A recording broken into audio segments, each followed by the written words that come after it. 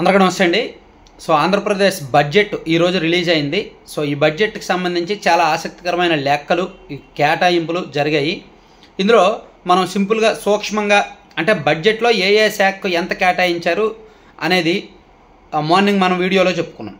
So ఇప్పుడు మనకి రూపాయి రాక ఎలా, రూపాయి పోక ఎలా, అలాగే ఈ బడ్జెట్ విషయంలో కొన్ని అంశాల్లో అంటే అభివృద్ధి వరకు ఓకే, ప్రాజెక్టుల కోసం కేటాయించారు, దాని వరకు ఇబ్బంది లేదు. కానీ సంక్షేమం విషయంలోనే కాస్త తగ్గించారేమో అనిపించింది. అయితే ఎందుకు తగ్గించారు, దానికి సంబంధించి కొన్ని పక్కా లెక్కలు చెప్తా. నిజానికి సంక్షేమం కంటే అభివృద్ధి మనకు కావాలి. మన రాష్ట్రానికి సంక్షేమం కంటే అభివృద్ధి కావాలని నేను కోరుకుంటున్నా. మేబీ ఈ వీడియో చూస్తున్న వలన 90% కోరుకోవచ్చు. కానీ అభివృద్ధి రాజకీయంగా చూస్తే అభివృద్ధి కంటే సంక్షేమమే ఎక్కువగా ప్రభావం చేస్తుంది. రెండూ కావాలి, అభివృద్ధి కావాలి, సంక్షేమం కావాలి. కానీ సంక్షేమం అనేది ఇలిటరేట్స్లో, గ్రామీణ ప్రాంతాల్లో కొన్ని వర్గాల్లో ప్రభావితం చేస్తుంది అన్నమాట. అందుకే అసలు జగన్మోహన్ రెడ్డి గారి ప్రభుత్వంతో పోలిస్తే ఇప్పుడు వీళ్ళు కేటాయించిన కొన్ని అంశాలు ఎలా ఉన్నాయో చూద్దాం. దానికంటే ముందు అసలు ₹1 ఎలా వస్తుంది, మన రాష్ట్రానికి ₹1 ఎలా వస్తుంది అనేది మీరు పక్కన ఒక చార్ట్ కూడా చూడొచ్చు. దానిలో రూపాయి వచ్చే విధానం, ట్యాక్స్ రెవెన్యూ అంటే వివిధ పన్నుల ద్వారా 34 పైసలు రాష్ట్ర ప్రభుత్వానికి ఆదాయం వస్తుంది.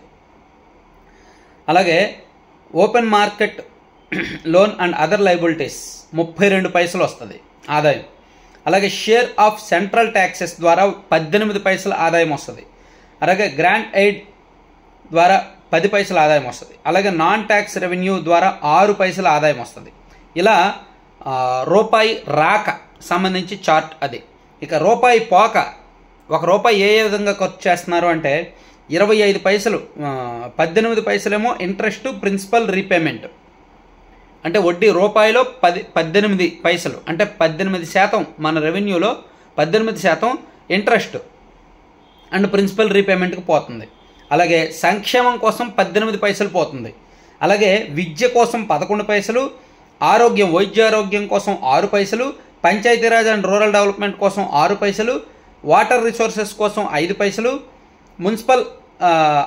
Municipal administration and urban development కోసం 4 పైసలు, అగ్రికల్చర్ కోసం 4 పైసలు, ట్రాన్స్పోర్టు రోడ్స్ అండ్ బిల్డింగ్స్ కోసం 3 పైసలు, అదర్స్ 25 పైసలు ఖర్చు అవుతుంది. అర్థమైంది కదా. సో రూపాయి రాక పోకకు సంబంధించి ఇది లెక్క. అయితే ఇక్కడ మరో కీలకమైన ఇంపార్టెంట్ లెక్క ఒకటి చెప్తానండి. ఇప్పుడు తల్లికి వందనం 9,400 కోట్లు కేటాయించారు కదా. ఈ 9,400 డివైడెడ్ బై 15,000 వేస్తే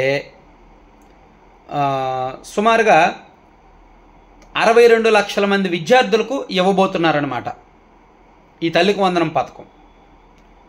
ఇందులో ఒక బిడ్డ ఉన్న తల్లిదండ్రులు 42 లక్షలు, 2 బిడ్డలు ఉన్న తల్లిదండ్రులు 16 లక్షలు అని చెప్తున్నారు. అంటే ఓవరాల్గా 50 లక్షల కుటుంబాలు లబ్ధి పొందుతాయి ఈ తల్లికి వందనం ద్వారా. గతంలో కూడా అంతే, కాకపోతే ఇప్పుడు లబ్ధి ఎక్కువ ఉంటుంది. 50 లక్షల కుటుంబాల్లో గత ప్రభుత్వం ఉన్నప్పుడు కుటుంబానికి 15,000 వెళ్ళేది. ఇప్పుడు మాత్రం కొన్ని కుటుంబాలకి 16 లక్షల కుటుంబాలకి 30,000 చొప్పున వెళ్తుంది. 2 పిల్లలు ఉన్నారు కాబట్టి 30,000 వెళ్తుంది. సో ఖచ్చితంగా వైసీపీతో పోలిస్తే ఈ తల్లికి వందనం బెనిఫిట్ ఎక్కువే. అలాగే అన్నదాత సుఖీభావాకి 6,300 కోట్లు కేటాయించారు.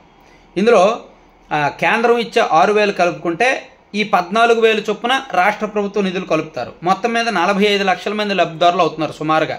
ఈ 6,300 డివైడెడ్ బై 14,000 ఇస్తే 45 లక్షల మంది లబ్ధిదారులు. గతంలో వైసీపీ ఉన్నప్పుడు రైతు భరోసా సుమారుగా 50 లక్షల మందికి అరౌండ్ ఇచ్చేవాళ్ళు. సో గతంతో పోలిస్తే లబ్ధిదారులు తక్కువ. సో తల్లికి వందనం గతంతో పోలిస్తే లబ్ధిదారులు సంఖ్య పెరిగింది అండ్ లబ్ధి కూడా పెరిగింది. అన్నదాత సుఖీభావ మాత్రం గతంతో రైతు భరోసాతో పోలిస్తే కాస్త తగ్గింది. ఇక పింఛను 27,500 కోట్లు కేటాయించారు పెన్షన్ కోసం. నెలకు 4,000, కొంతమందికి మినిమం, కొంతమందికి 6,000 ఇస్తున్నారు, కొంతమందికి 15,000, 10,000 ఇస్తున్నారు. ఇట్లా యావరేజ్ చేసుకుంటే 55 లక్షల మంది లబ్ధిదారులు తేలారు. సో గత ప్రభుత్వం ఉన్నప్పుడు 62 లక్షలకు పైగా లబ్ధిదారులు ఉండేవాళ్ళు. ఇప్పుడు లబ్ధిదారుల సంఖ్య తగ్గింది. ఎందుకంటే వైసీపీ అధికారంలో ఉన్నప్పుడు కొంతమంది అనర్హులకు కూడా పింఛన్లు ఇచ్చేశారు. అవన్నీ కూడా వీళ్ళు ఏరువేసి లబ్ధిదారుల సంఖ్య తగ్గించారన్నమాట. కానీ లబ్ధిని పెంచారు, వాళ్ళకి ఇచ్చే అమౌంట్ను పెంచారు, లబ్ధిదారుల సంఖ్య తగ్గించారు. అలాగే దీపం 2 పథకం కింద 2,700 కోట్లు కేటాయించారు. సో ఏడాదికి 3 సిలిండర్ల చొప్పున దాదాపుగా 1 కోటి మందికి పైగా లబ్ధిదారులు ఉంటారు. నిజానికి ఇది 1.5 మందికి ఇవ్వాలి అనేది లెక్క, కానీ వీళ్ళు ఇచ్చిన బడ్జెట్ అయితే 1 కోటి మందికి, అరౌండ్ 1 కోటి 1.5 లక్షల మందికి వచ్చే అవకాశం ఉంది. ఇక నిరుద్యోగ భృతి అండ్ ఉచిత బస్సు ప్రయాణం అమలు చేయట్లేదు. ఇది అమలు చేయకపోయినా పెద్దగా సమస్య ఉండదు. ఉచిత బస్సు ప్రయాణం గురించి ఎవరు మాట్లాడుకోవట్లా.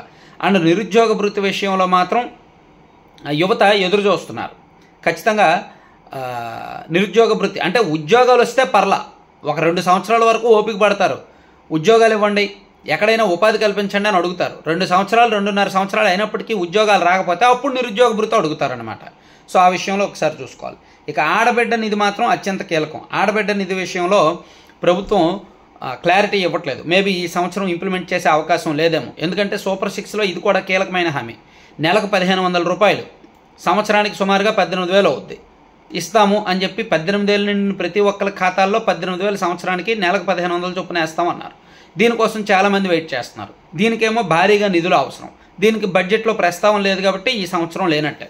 సో తల్లికి వందనం, అన్నదాత సుఖీభావ వరకు ఇబ్బంది లేదు. సో ఓవరాల్గా ఇక అభివృద్ధికి సంబంధించి మనం ఆల్రెడీ పొద్దున్న చెప్పుకున్నాం. పోలవరం ప్రాజెక్టుకి ఏమో 6,700 కోట్లు కేటాయించారు. ఇంకా సో బడ్జెట్ ఉంది. సో అభివృద్ధి విషయంలో పెద్దగా ఇబ్బంది లేదు. పంచాయతీరాజ్కి, R&Bకి, ఎడ్యుకేషన్ డిపార్ట్మెంట్కి వీటన్నిటికి ఇచ్చారు. ఇక ఫీజు రియంబర్స్మెంట్కి కూడా ఎడ్యుకేషన్ డిపార్ట్మెంట్కి ఎక్కువ ఇచ్చారు కాబట్టి ఫీజు రియంబర్స్మెంట్కి కూడా అదే వాడతారు. అలాగే ఇన్ఫ్రాస్ట్రక్చర్ డెవలప్మెంట్కి, అమరావతి రాజధాని నిర్మాణానికి సంబంధించి, అలాగే ఉద్యోగులకు సంబంధించి వాటి విషయంలో మాత్రం పెద్దగా క్లారిటీ లేదన్నమాట. Thank you.